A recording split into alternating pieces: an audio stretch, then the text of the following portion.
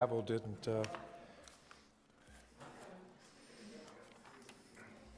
It's, the agenda has oath of office after this. Does it matter? That's where it goes. Yeah, we'll go through this quickly. We have to do it. Well, we have to start.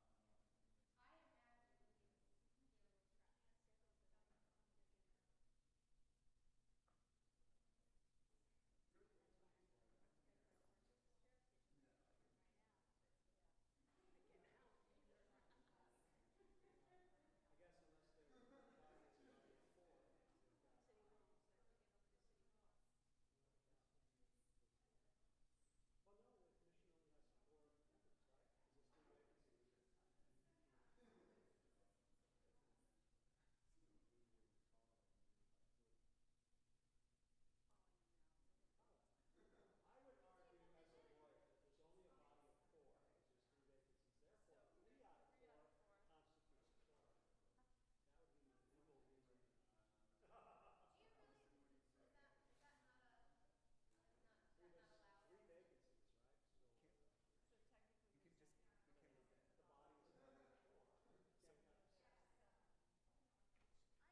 So if we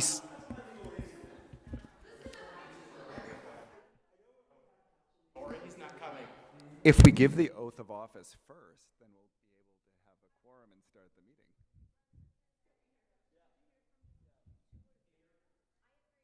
All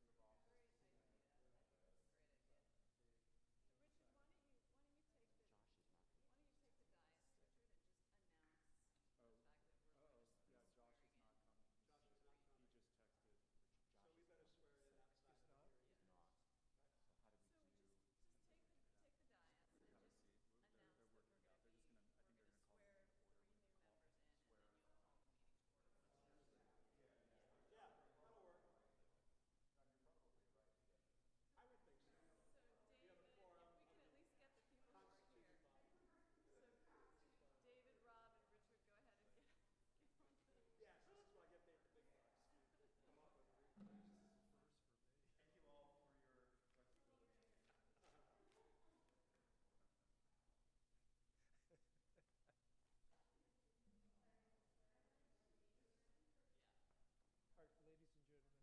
Yes.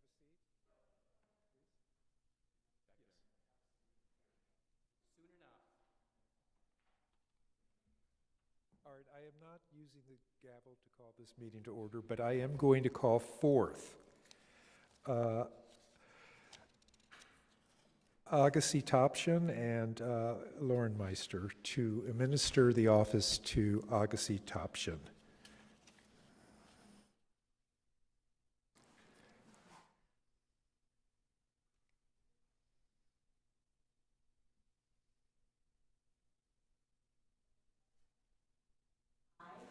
Gassi Topchian, I, Agassi Topchin, do solemnly swear do solemnly swear that while serving in the office that while serving in the office as a member of the Rent Stabilization Commission as a member of the Rent Stabilization Commission of the City of West Hollywood, of the City of West Hollywood, that I will support and defend that I will support and defend the Constitution of the United States the Constitution of the United States and the Constitution of the State of California, and the Constitution of the State of California, that I will bear true faith and allegiance that I will bear true faith and allegiance to the Constitution of the United States to the Constitution of the United States and the Constitution of the State of and California, the Constitution of the State of California, that I take this obligation freely that I take this obligation freely without any mental reservation without any mental reservation or purpose of evasion, or purpose of evasion, and that I will well and faithfully and then I will well and faithfully discharge the duties discharge the duties upon which I am about to enter.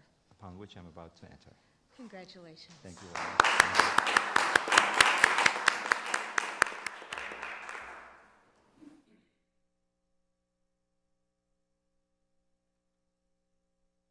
You want to turn around and have a picture together also real?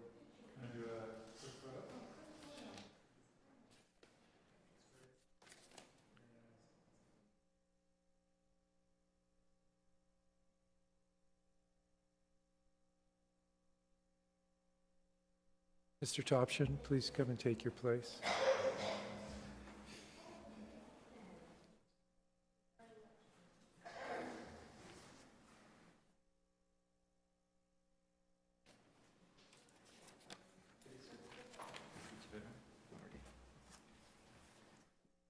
Back. Welcome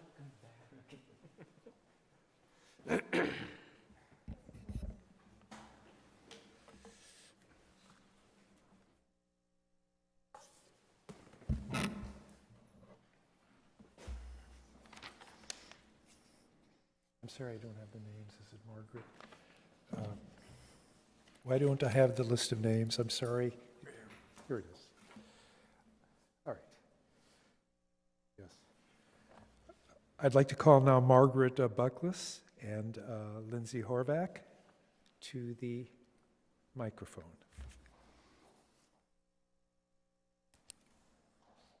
Right, so raise your right hand, repeat after me. I state your name. I, Margaret Buckles, Do solemnly swear do solemnly swear that while serving in the office that while serving in the office as a member of the Rent Stabilization Commission as a member of the Rent Stabilization Commission of the City of West Hollywood, of the City of West Hollywood, that I will support and defend that I will support and defend the Constitution of the United States the Constitution of the United States and the Constitution of the State of California, and the Constitution of the State of California, that I will bear true faith and allegiance that I will bear true faith and allegiance to the Constitution of the United States to the Constitution of the United States and to the Constitution of the State of California, and to the Constitution of the State of California, that I take this obligation freely that I take this obligation freely without any mental reservation without any mental reservation or purpose of evasion, or purpose of evasion, and I will well and faithfully and I will well and faithfully discharge the duties discharge the duties upon which I'm about to enter. upon which I am about to enter. Congratulations.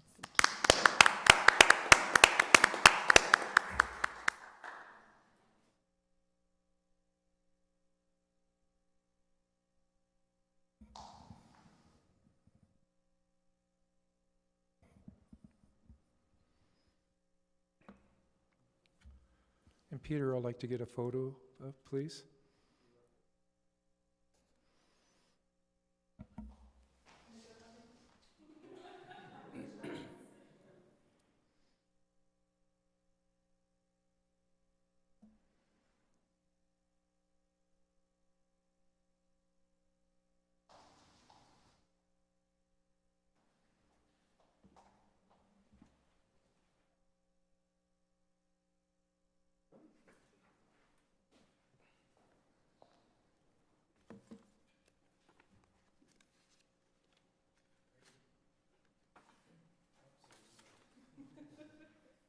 Kind of all over the place tonight, huh? All right, would Mr. Garrett Charity please come up, and Mr. John Duran? All right. Garrett, if you haven't noticed, I tend to talk loud. So before I swear you in, Mr. Chair, if I may just have a moment, I just want to tell the people who are watching at home that we're welcoming Agassi Topshian back. He was a member of this commission for a very long time, And Maggie Buckles is a civil litigator and attorney and served on our Public Facilities Commission. And Garrett Charity is also an attorney, does consumer protection and bankruptcy law, and he served on the Business License Commission. So I'm only saying this, people at home, because if you want to get on commission, you can be like these people and hop around and be in public service. So with that, I'm ready. Okay. All right. Please raise your right hand and repeat after me. I, Garrett Charity, I, Garrett Charity, do solemnly swear do solemnly swear that while serving in the office that while serving in the office as a member of the Rent Stabilization Commission as a member of the Rent Stabilization Commission of the City of West Hollywood, of the City of West Hollywood, that I will support and defend the Constitution that I will support and defend the Constitution of the United States of the United States and the Constitution of the State of California, and the Constitution of the State of California, that I will bear true faith and allegiance that I will bear true faith and allegiance to the Constitution of the United States to the Constitution of the United States and the Constitution of the State of California, and the Constitution of the State of California, that I take this obligation freely that I take this obligation freely without any mental reservation without any mental reservation or purpose of evasion, or purpose of evasion, and that I will well and faithfully discharge and that I will well and faithfully discharge the duties upon which I'm about to enter. the duties upon which I am about to enter. Congratulations, Commissioner. you. Welcome to the record.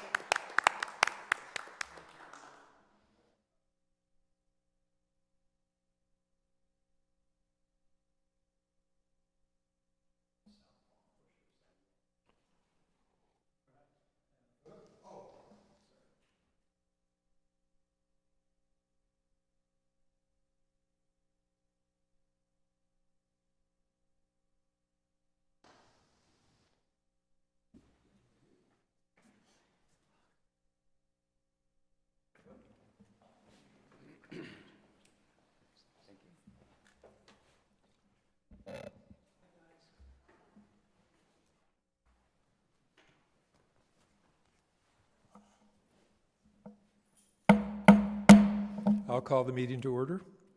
Would Agassi Topsham please lead us in the Pledge of Allegiance?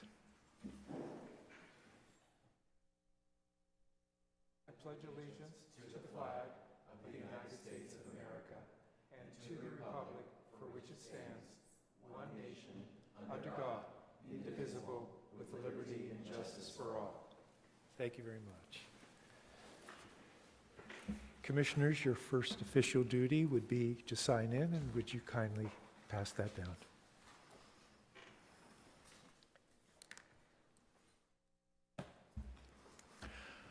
Madam Secretary, may we please have a roll call? Commissioner Bergstein? Here. Commissioner Kerpes? Commissioner Topchin? Here. Commissioner Charity? Here. Commissioner Buckles? Here. Vice Chair Gregoire? Here. Chair Maggio? Here. All right, all of us have had an opportunity, I think, to look at the agenda. Are there any corrections to this agenda or any additions? Move to approve. There's a motion to approve. Is there a second? Second. All in favor? Aye. Opposed? None. We have minutes of May 25th. These minutes are germane only to Commissioner Bergstein, Commissioner Gregoire, and myself. Move to approve as submitted. There's a motion. Second. There's second. All in favor? Aye. Aye. Opposed? None. Well, we've had our oath of office. That was kind of a first time, but we knew how to get around it. I think that was the most important thing. We have public comments. Are there any speaker slips, Laura? No, there are not tonight. All right, very well. We have now the director's report, and that will be given by, the manager, Peter Nguyen. Good evening. Good evening. So in your red folder, you'll see the directors, managers look ahead. And this is a calendar of upcoming meetings with appeals or other topics for the new commissioners. So looking at this meeting, we do have an appeal, and then we do have just a little informational piece on emergency preparedness for apartment dwellers. Looking at the June 22nd meeting, there is no appeal scheduled. However, that night the commission does announce the annual general adjustment. This is the amount that landlords are allowed to raise the rent legally under the RSO in the next year, beginning September 1st. And it is a code requirement that that's announced by July 1st. The next meetings, July 13th, we do have 2 appeals, and then that it would be the reorganization of the chair and the vice chair. And then on July 27th is the commission's annual study session, which is not televised.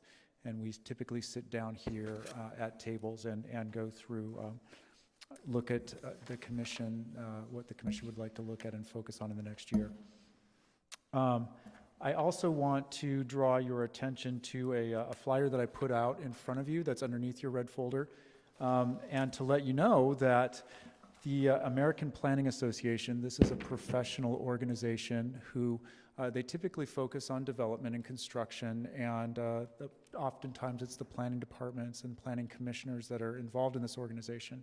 Well, this year, the local chapter has honored the rent-controlled and stabilized jurisdictions in LA County with an award. It's the Landmark Award for the efforts taken between 1978 and 1986 to enact and maintain ordinances promoting adequate, safe, decent rental housing at reasonable rates while ensuring a just and reasonable return to landlords. So it is a great honor, and I think it's wonderful to see the development community recognizing the value of rent stabilization. They are having an awards gala on June 22nd in the evening. Now, unfortunately, it falls at the same time as our meeting. So in your comments at the end of the night, if in fact commissioners would like to attend this, we would like to hear from you. I would like to, rather than taking questions now, I'd rather we move on to the appeal and then receive comments, questions during your commission comments at the end of the meeting. Include, please, whether you will be available for the meeting on the 22nd. And if you're not available for the meeting on the 22nd, the Rent Stabilization Commission meeting on the 22nd at 7 p.m., if you would be available at 5:30 in the evening, the same night, for a special meeting where the commission would sit, announce the AGA, gavel down. And so in that case, if in fact we don't have a quorum of 4 at 7 p.m. on the 22nd, if we had a quorum at 5:30, we could announce the AGA, and then commissioners could go to the gala. Separately, in an email, let me know if you'd like to go to the gala. We will go ahead and purchase your ticket for you. So this is my manager's report. I think that maybe we could take this opportunity to see who is available at 5:30 on that day. Would you like Let's that? go ahead and do that at the end of the meeting in commissioner comments, if we could. All right, everyone please speak up tonight. My devices are not working. Laura, it's that old set, I think. Speak up or you'll hear from me. All right.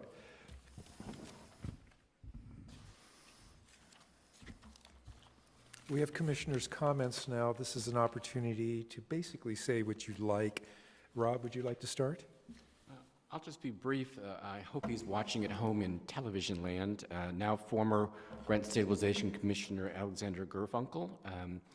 I thought that he brought an important voice to this commission. We hadn't had I'm not saying that any of us are more seasoned, but he brought a younger voice, an East Side voice, a voice of someone, of an immigrant to this commission.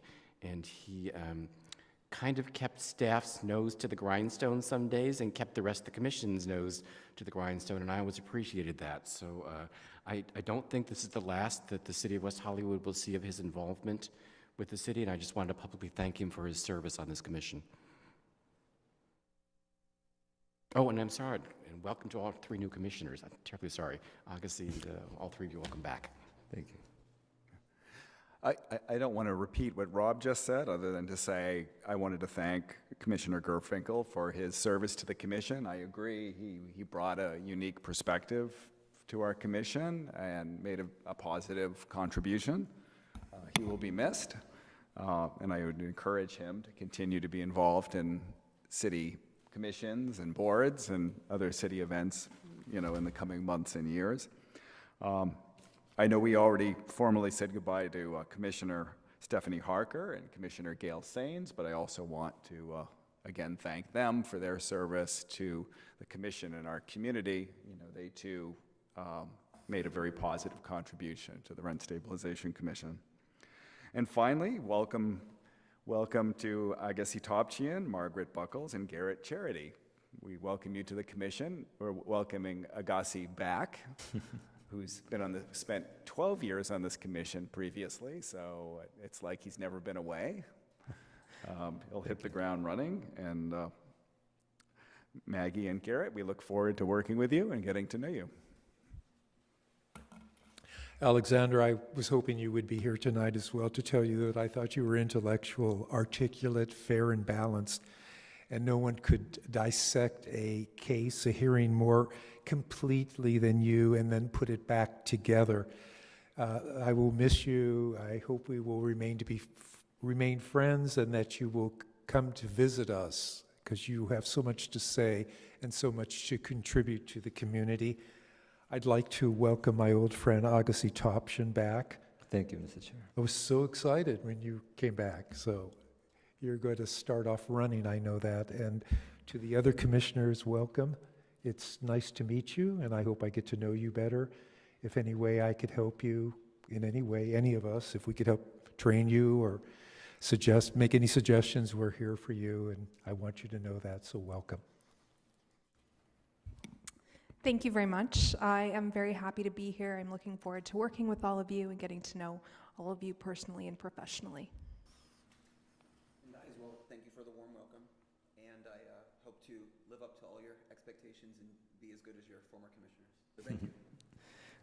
I too want to thank you, Mr. Chair and Commissioners, for welcoming me back, and I feel like I was on short vacation or something. It's really great to be back, and I'd like to also thank Council Member Lauren Meister for appointing me to this commission and for giving me a chance to serve the community again in this capacity.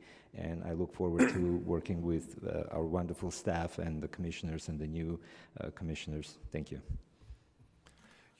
You know, I always like to add special notes of history. So Rob has been back 2 times.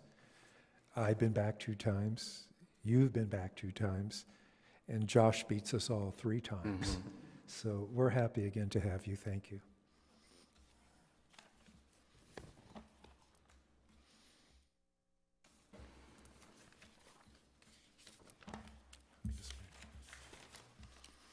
All right, we have an appeal before us, which is D-4186. The address is 1015 North Doheny Drive, apartment number 2. Before I ask for a staff report, I would like to know if the participants are here. Is it Regan Lawston? Ms. Lawston did inform me that she would be unable to attend this evening. And you are representing her? No. No. Oh, there you are. You're It's me. speaking. I'm just letting you know that she won't be here. You'll soon realize it's dark up here and it's hard often to see. Is Tracy Taylor here? Speak up. Yes, you're here. Okay, thank you very much. All right, may we please have a staff report? Thank you. Tenant Reagan Lawston has been a tenant in Unit 12 at 1015 North Doheny Drive since February 2004. She filed an application for a rent decrease for, among other things, the landlord's failure to maintain the garage gates at the property. The hearing examiner awarded a rent decrease to all of the tenants in the amount of $12 for the substantial reduction of this housing service.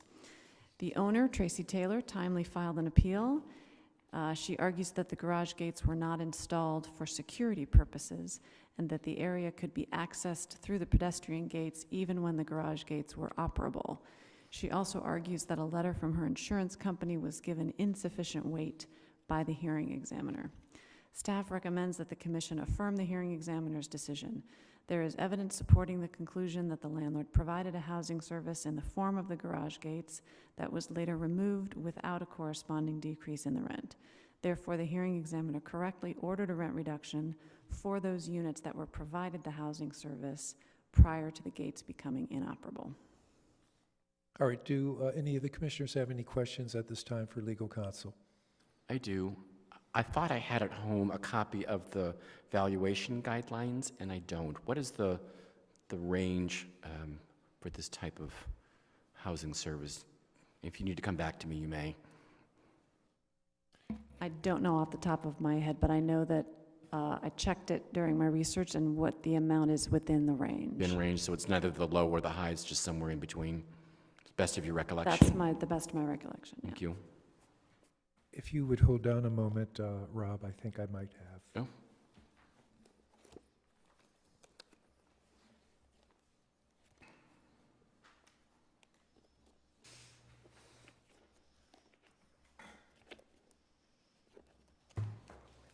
I'm sorry, I do not. I usually have that. Oh, all right. No further questions? No? All right. Would then the property owner, Tracy Taylor, please come to the lectern?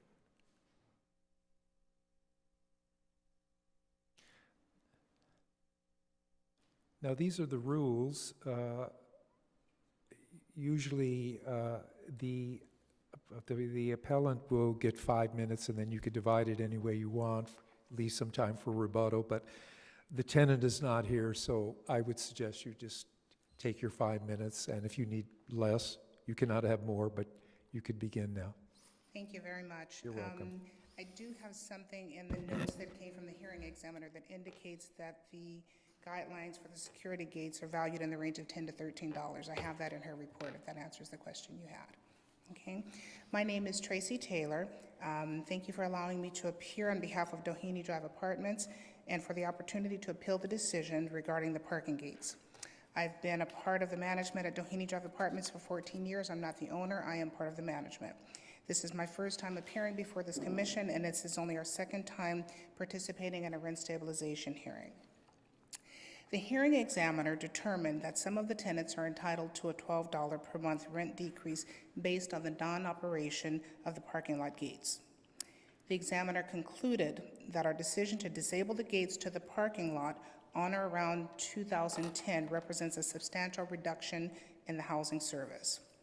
This commission is being asked to assess the hearing examiner's decision because a housing service was removed without a corresponding decrease in the rent.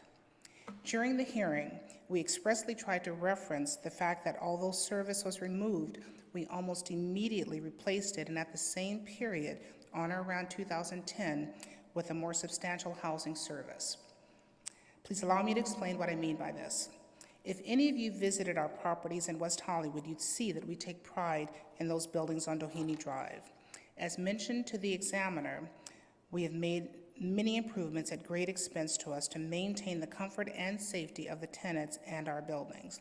For example, on or around 2010, after we disabled the parking lot gates, we installed metal doors at the front and rear of the buildings. Before that, there were very weak wooden doors. I have photos that I'd like to share with you if I may. This is long as you It's are new not evidence. introducing any new evidence and that you are sticking to. Well, this is not new evidence. These are photos that were shared with the hearing examiner. All right. Okay, so I'd like to share those photos. I have before and after photos of the doors before and after we change them. Do I just give them to, or do I just bring them up? You could present them to You give staff, them and to then me staff and will I'll make sure that they're. pass Do you them know on to us. Which exhibits? Are these the exact photos that are in our packet? Which exhibits were they for the record? I'm sorry? Do you remember which exhibit numbers they were in the record? I don't. Okay, No, I'll I find don't. out. I'll find them. Okay. We have 6 exhibits, maybe on the last page there are 4. The exhibits provided to us appear to be just the gate. I'm seeing the doors and the ones that There were photos provided to the hearing examiner of the doors as well. Well, we do not have door exhibits, legal counsel.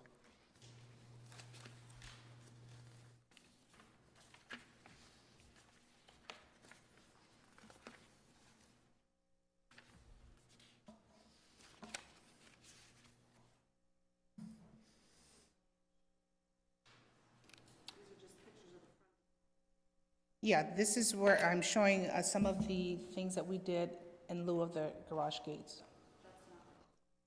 Okay. At the same time, we installed Dorking telecom systems that are piped into every tenant in each of the 28 units in both buildings.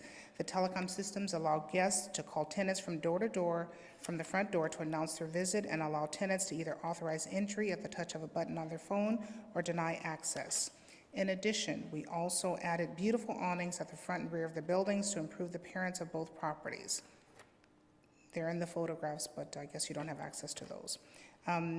We strongly believe that all of these improvements, safety and otherwise, represent a significant increase in the housing services, which should have offset the reduction in housing service related to the disablement of the parking gates. As this commission has read, the hearing examiner stated, and I quote, "In 2009, the landlord added security gates at these doors and an intercom outside the front door." End quote. Perhaps this was a misunderstanding. As shown in the photos and as previously described, what we added were metal doors and a Dorking telecom system. These improvements were made to better protect the safety of our tenants.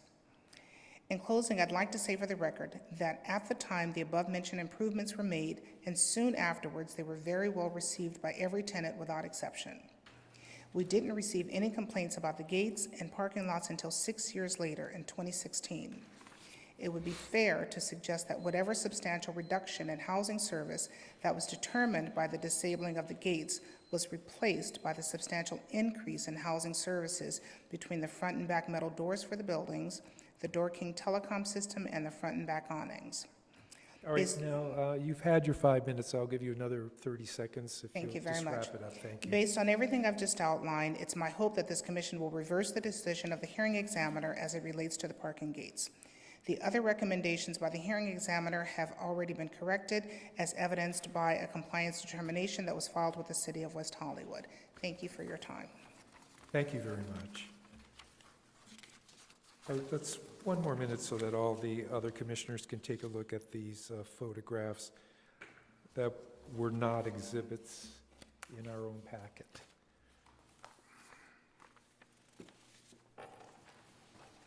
Relevant.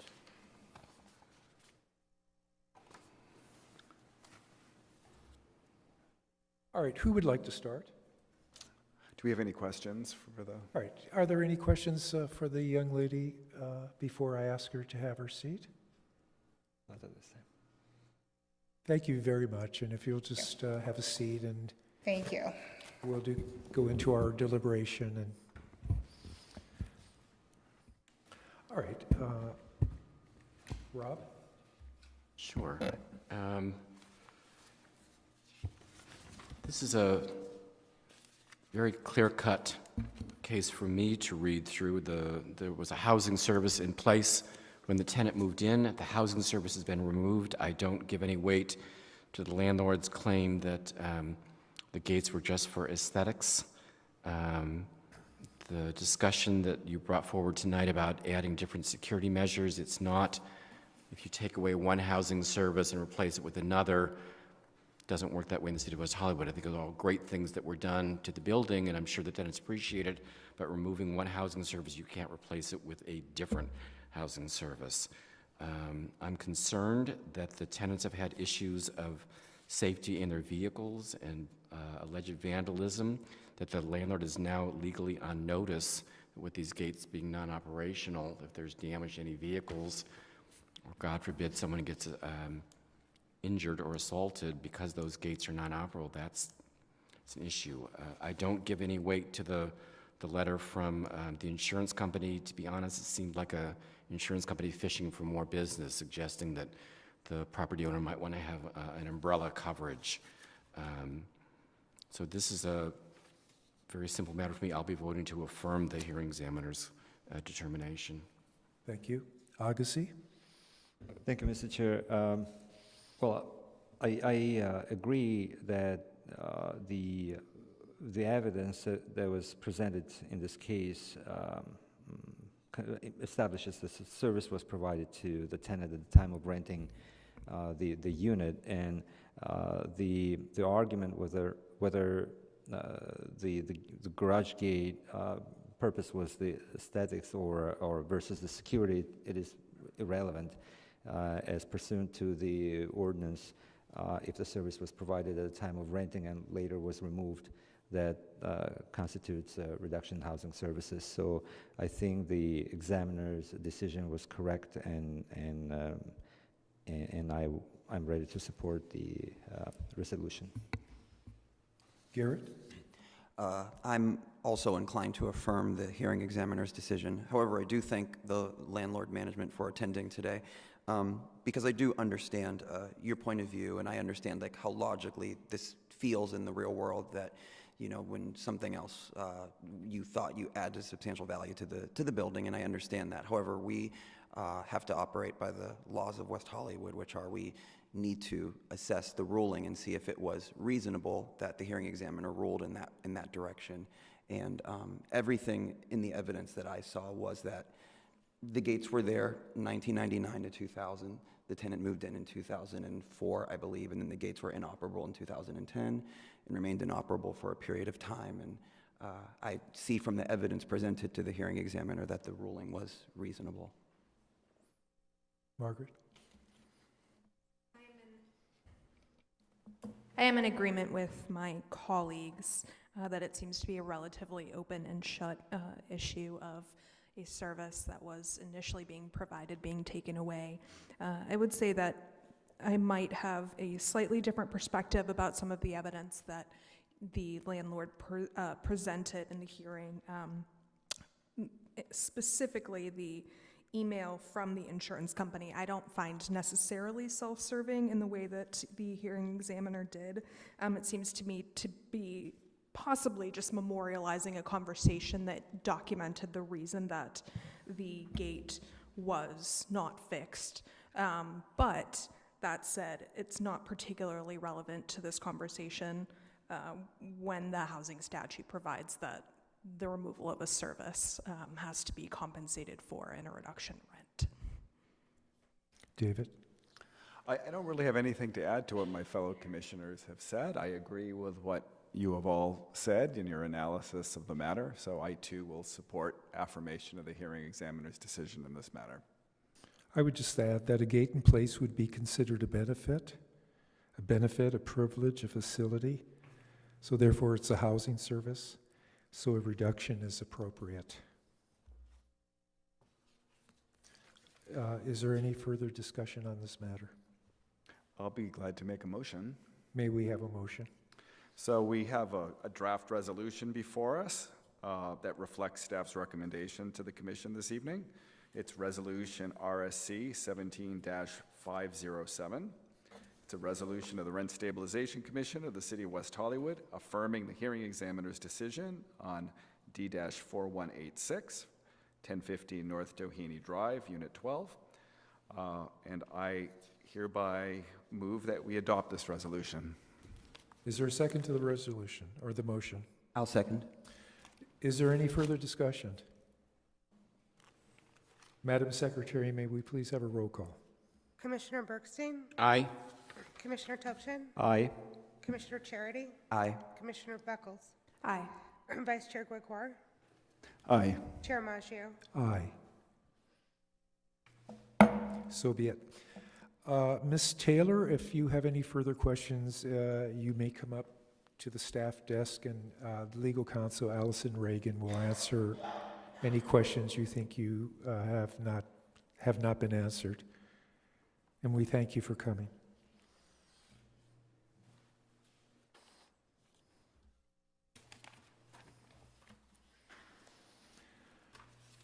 All right, we have new business now, and we're going to discuss emergency preparedness for apartment dwellers. I believe the manager will be giving this report.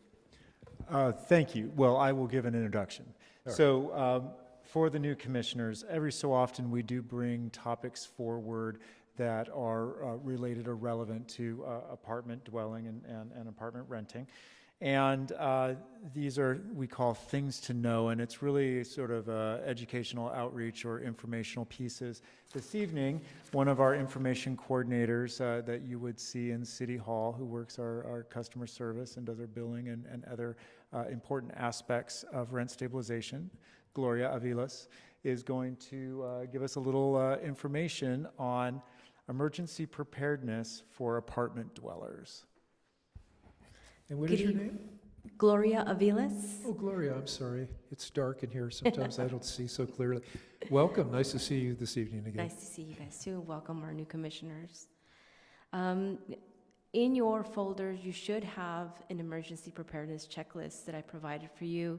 This is merely just a little refresher course for you, so that we can go over some things that people need to be prepared for in case of an emergency. So after a disaster, it's likely that electricity, gas, water, and telephone lines will not be working. The city's services will be impacted. So we think that you should be prepared for at least 3 days, but even up to 7 or 10 days would be preferable in case of an emergency. You want to create some sort of emergency supply kit, and I provided a checklist of what things you wanted you to include: water, first aid kit, fire extinguisher, flashlight with batteries, a portable radio, blankets, clothing, shoes, cash, personal items, medication, tools, sanitation supplies, important documents, items for your pets if you do have pets.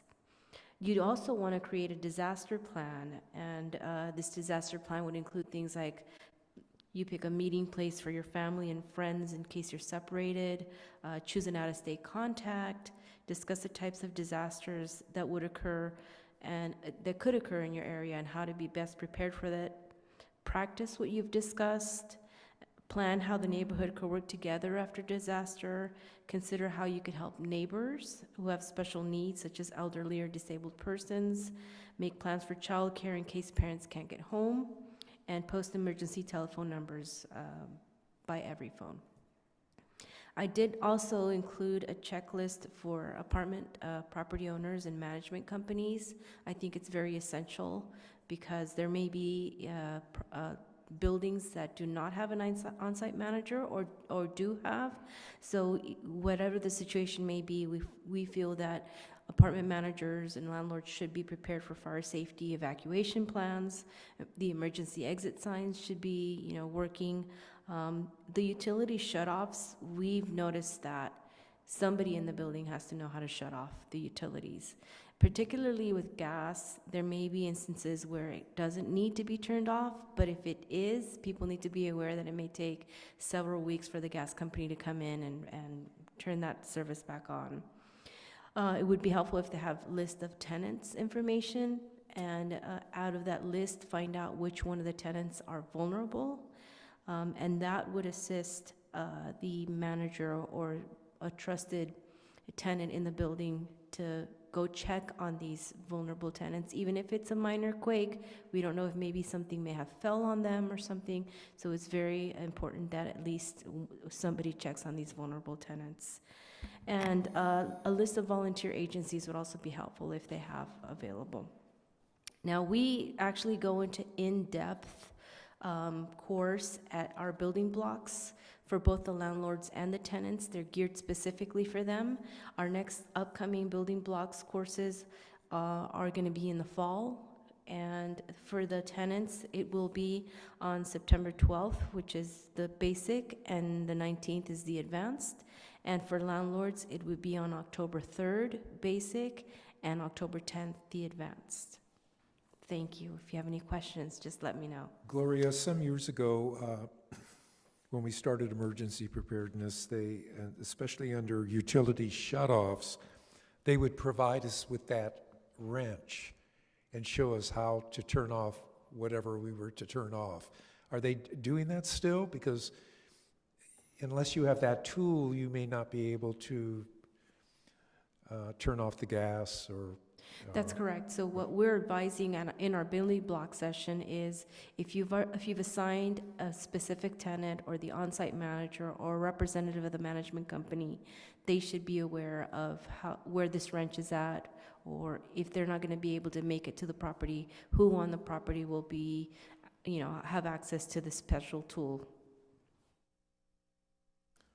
All right. I wonder if we could find out how much that particular tool is and if they could be provided. Of course, that would be hundreds, I suppose, but I suppose in that class, they would let us know where that tool could be purchased. Is that correct?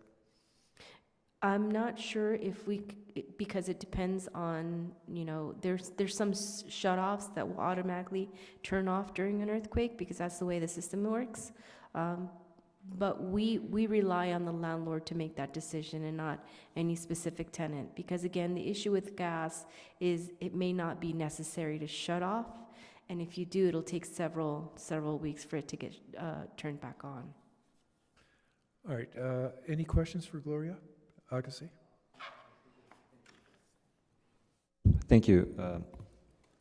I know that Red Cross offers some emergency kits, and I know that years ago Target also had some sale of some sort of emergency kits. Do you know if there's anything that the department can recommend where the residents can find those emergency kits? I think there was like red box with some stuff in it, for emergency preparedness.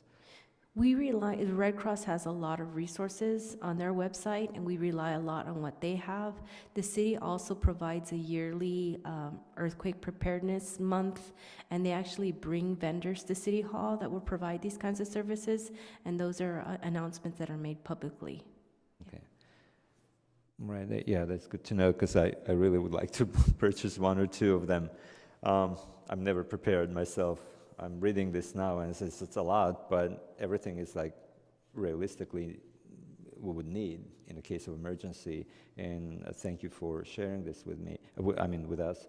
But what are the ways that you, besides the building blocks, of course, series, what are the other ways that the department would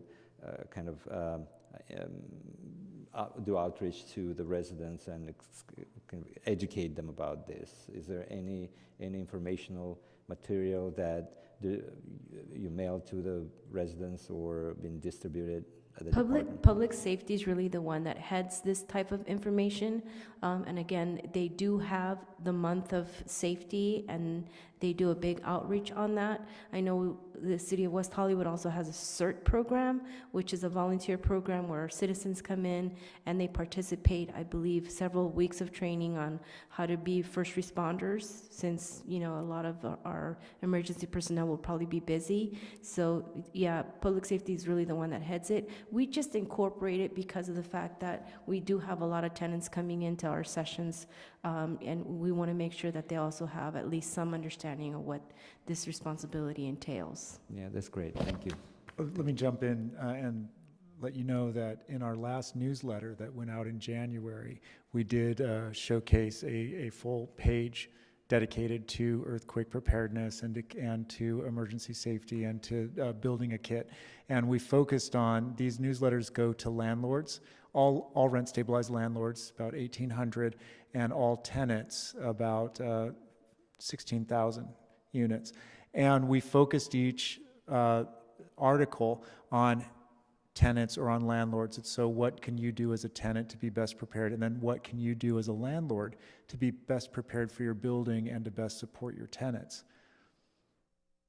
And that was in the last That was in the January newsletter, yeah. And we'll look at repeating that into the future. Certainly it won't be the last time that we run that article. Thank you. Garrett, any questions? Margaret? Yes, just a couple. I'm pleased to see a particular highlighting of encouraging people to consider how they can help their neighbors with special needs, particularly the elderly and disabled. I live on the east side, and probably half of the residents in my building are Russian-speaking octogenarians, and some of them have pretty serious disabilities, and so I've always thought to myself that I would need to go and check on them in the event of an emergency. One thing that concerned me is one of the neighbors, for example, seems to be on some sort of life-sustaining machine, and so I'm concerned about information getting to the tenants about what to do in the event that the electricity goes out, that sort of thing. If you have some severe medical needs, where you can go if you require emergency attention. That it seems like, based on the conversation that you're just having, it might be outside of the purview of this commission. It might be more of a public safety issue. But I would just like to know a little bit about the efforts that are targeted specifically at the Russian-speaking population and the elderly portion of that population. It would be helpful. I mean, normally we would want landlords to tell us these kinds of things, because then we would hook them up with social services and the comprehensive service center that it's in at Plummer Park, because they would be most helpful in identifying these vulnerable tenants and what to do in these emergency situations. So it would be kind of like a communication chain between the tenant, the landlord, the comprehensive service center, and social services here at City Hall. Thank you for bringing that up. We'll note that down. Rob? Hi. Gloria, you were hiding in the shadows. I didn't see you there. And I think last time you were here, you had a fake bandage on.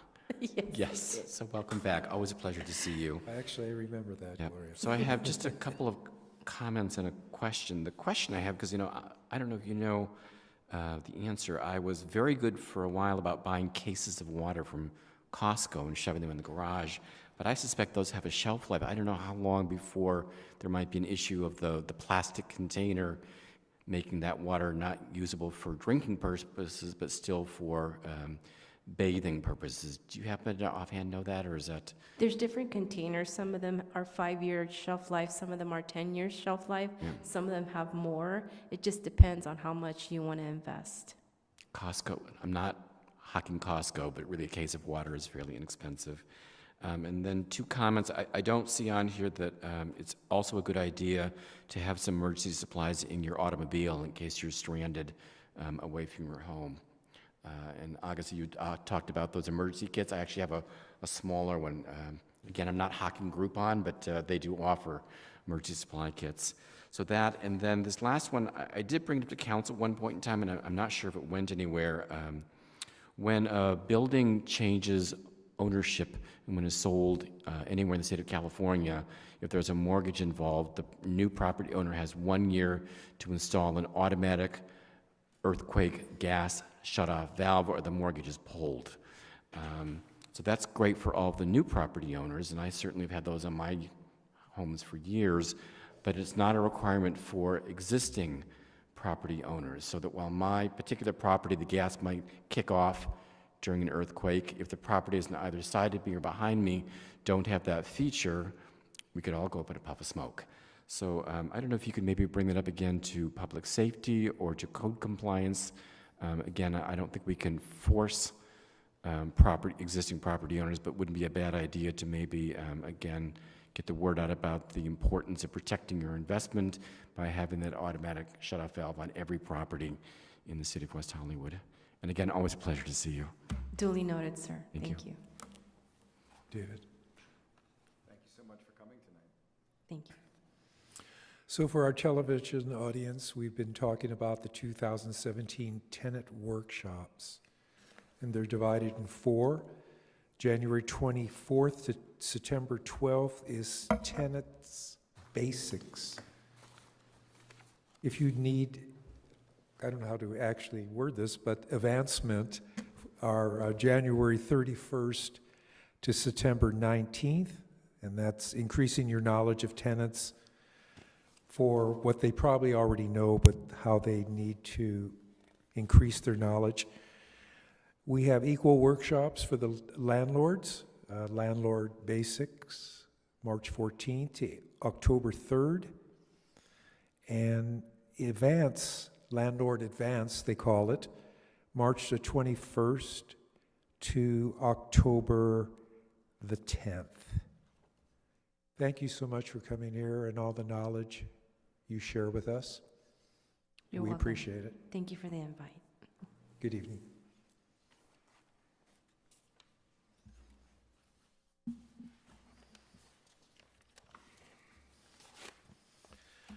All right, Laura, do we have any speaker slips?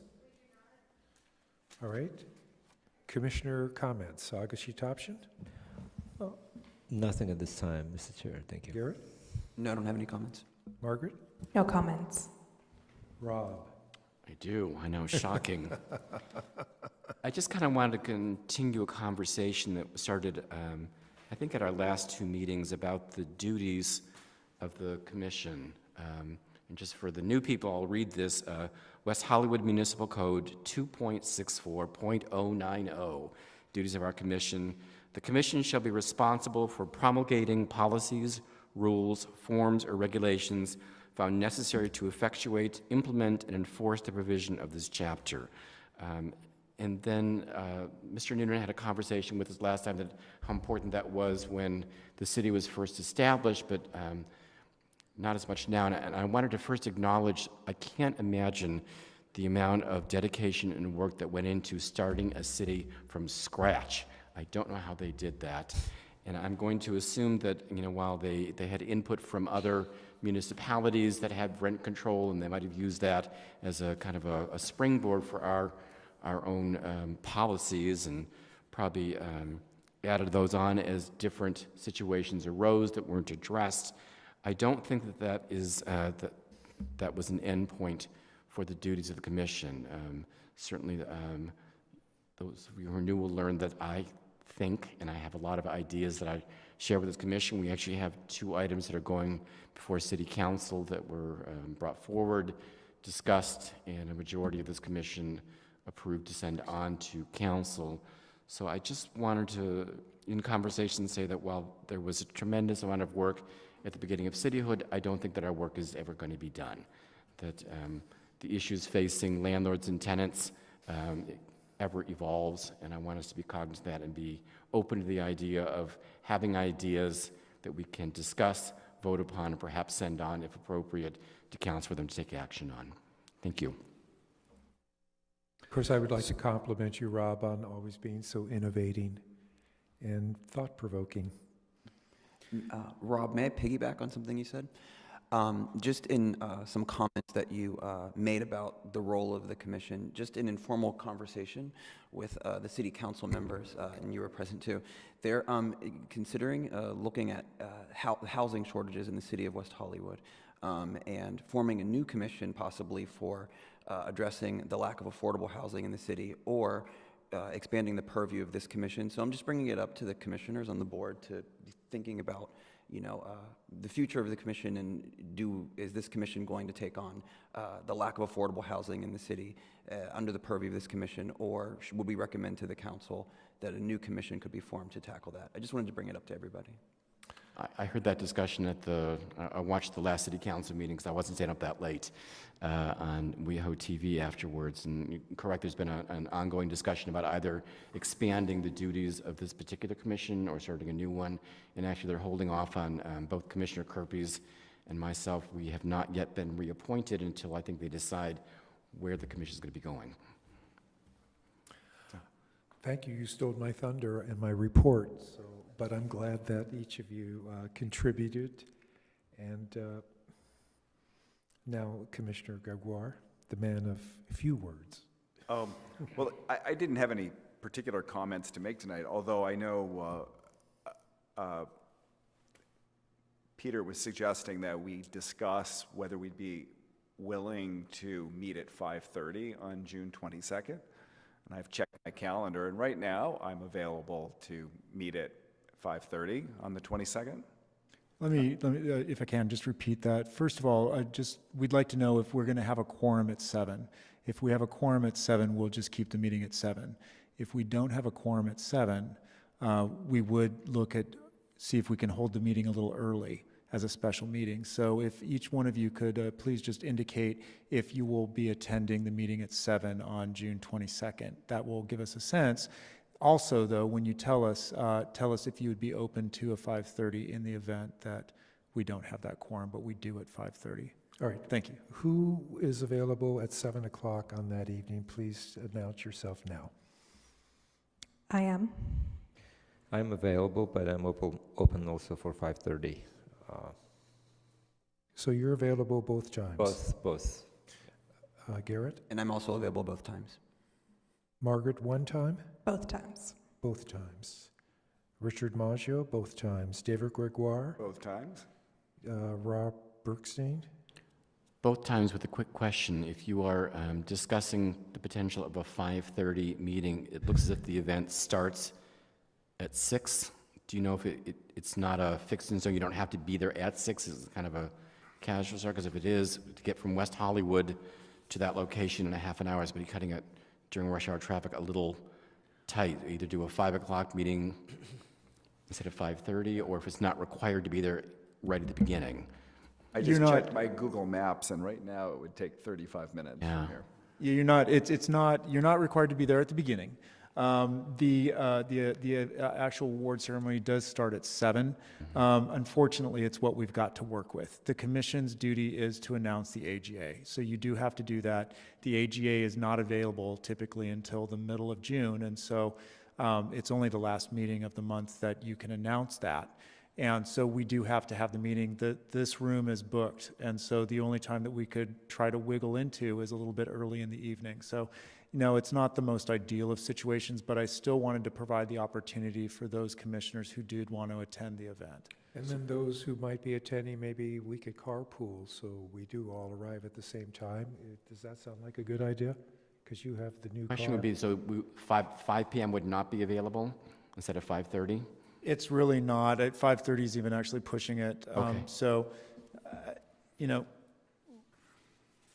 Thank you. It sounds like we've heard that everybody's available at both times, but now given that case, I would say we would hold the meeting at 7.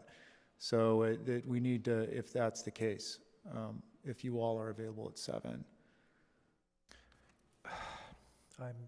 But we want to make sure that we have a quorum. So perhaps just run through it again and let us know, because we do want to make sure that we have a Then quorum. I'll change mine to say I would not be available at 7, but I would be available at 5:30. I would Does that help change mine clarify? also, and I will be available only at 5:30.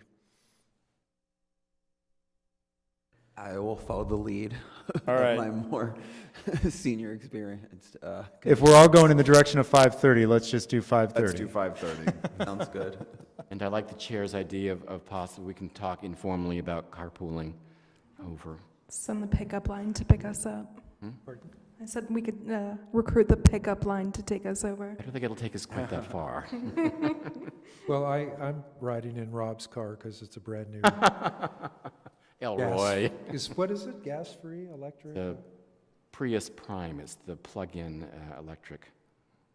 I'm good, and we got to get Josh to do that too. Okay, so we have established that, and as far as the discussion on